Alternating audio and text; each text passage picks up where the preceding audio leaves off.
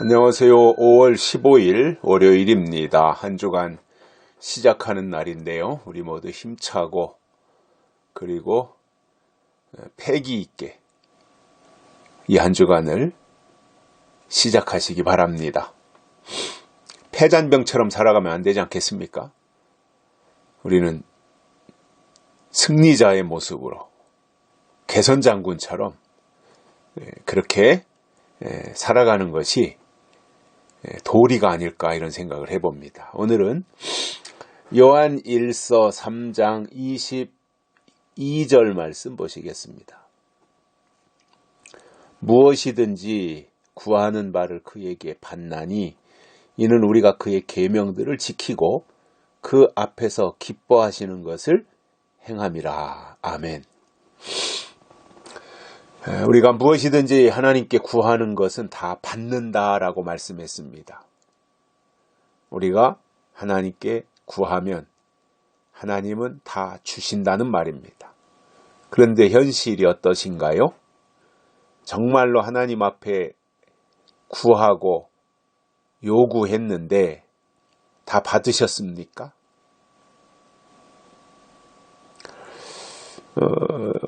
제가 생각할 때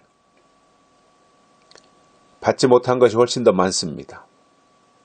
받은 것은 기억에 가물가물합니다. 그런데 받지 못한 것들은 참 많은데 왜냐하면 이유가 있어요.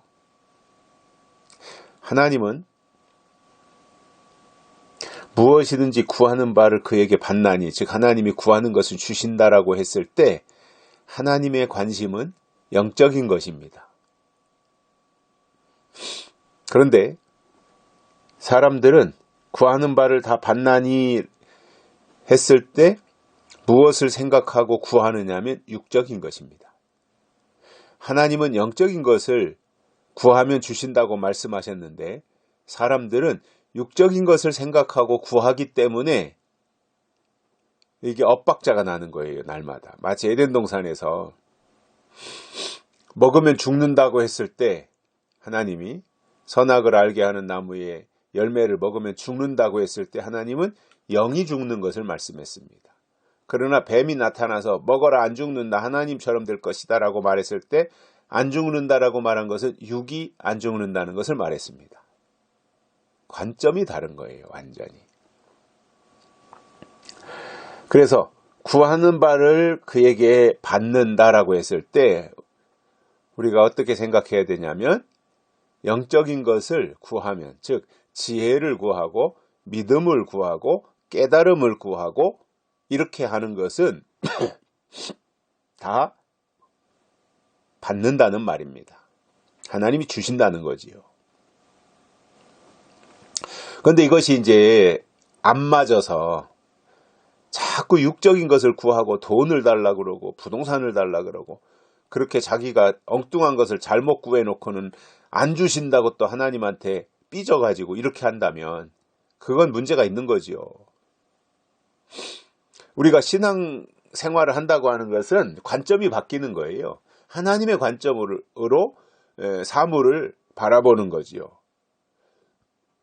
그런데 관점이 안 바뀌어서 자꾸 자기중심적으로 세속적인 개념으로 땅의 것을 구하고 물질을 구하고 뭐 이렇게 된다면 그것은 하나님의 사람이 아닌 겁니다.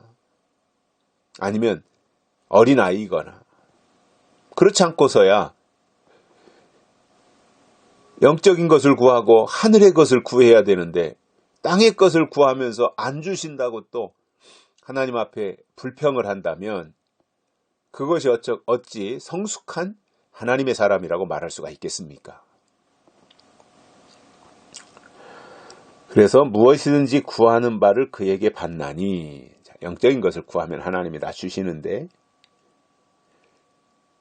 여기에는 반드시 수반되어야 될 항목들이 있습니다.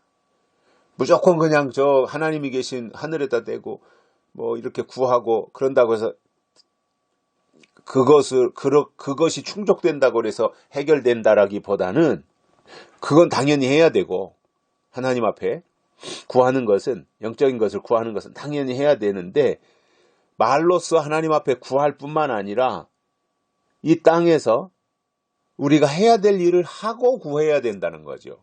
이게 더 중요한 부분이거든요. 그게 뭐냐면 그의 계명들을 지키는 것입니다. 하나님이 우리에게 준 계명들을 지키는 거예요.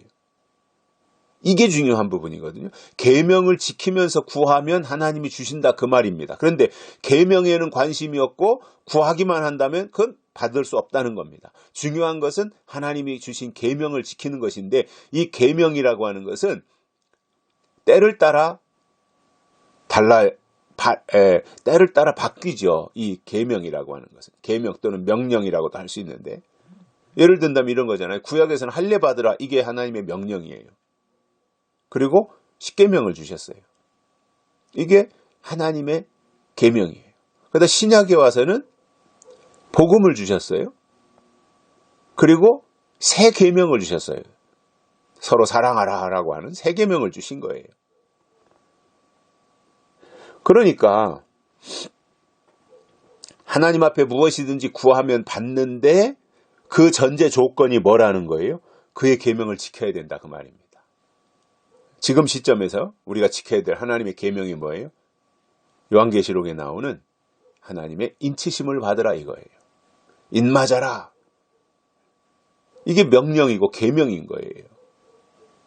그래서 구약에서는 율법이 계명이었고 신약에서는 복음이 계명이었으며 계시록에서는 예언의 말씀이 계명이다 그겁니다. 계명을 지켜야 돼요. 예언의 말씀을 지켜야 되는 거예요. 또 한 가지는 그 앞에서 기뻐하시는 것을 행해야 된다 그겁니다. 하나님이 기뻐하시는 것을 우리가 해야 되는 거예요. 그러면 하나님이 뭘 기뻐하시는지 알아야 될 거 아니에요. 히브리서 11장에서 말씀하지요. 믿음이 없이는 기쁘시게 못하나니. 즉 하나님이 기뻐하시는 것이 뭐냐면 우리의 믿음이에요. 하나님은 우리의 믿음을 원하시고 우리에게 믿음 있는 것을 보시고 하나님이 기뻐하신단 말입니다. 그러면 믿음이 뭐냐 말이죠. 믿음 주문 외운다고 그게 믿음이 아니라 믿음이 뭐냐면 하나님이 때를 따라 주시는 약속을 믿는 것이 믿음인 겁니다. 그런 약속이 있어야죠. 약속이 뭔지 알아야죠. 약속을 알려니 예언의 말씀 속으로 들어가야 되는 거죠. 예언의 말씀 속으로 들어가 보니까 반드시 속히 될 일들이 나오는 거예요. 그것이 약속의 말씀인 거죠. 그 말씀을 우리가 받아서 살아갈 때 하나님이 기뻐하신다는 말입니다. 그것을 믿음으로 보시는 거지요. 그래서 우리가 하나님을 기쁘시게 해드려야 되잖아요. 이것이 우리의 목적이지 않습니까? 하나님을 기쁘시게 해드리는 거예요. 그 하나님을 어떻게 기쁘시게 해드리느냐? 믿음이 없이는 기쁘시게 못한다 그랬으니 하나님이 주시는 믿음이 있어야 되는데 그 믿음이 바로 약속을 근거로 해서 믿음이 성립한다라는 말입니다. 그리고 그 믿음으로 하나님께 나아갈 때 하나님이 기뻐하신다는 말입니다. 우리가 하나님을 기쁘시게 해드려야 되잖아요. 그것이 우리의 목적이잖아요. 어떻게 기쁘시게 해드려요? 믿음으로 기쁘시게 해드리는데 그 믿음이 뭐냐면 예언의 말씀, 즉 약속의 말씀을 우리가 받아서 우리 속에 간직하고 그 약속의 말씀을 통해서 때를 분별하고 법을 분별하며 시대를 분별하고 교회를 분별하고 설교자들을 분별하고 이렇게 나아가는 것이 하나님이 기뻐하시는 모습입니다. 왜냐하면 성장하기 때문입니다. 그래서 날마다 우리가 단단한 식물을 먹고 속사람이 강건하게 되고 성장하면 하나님이 그를 기뻐하시는 거예요. 여기까지 하겠습니다. 고맙습니다.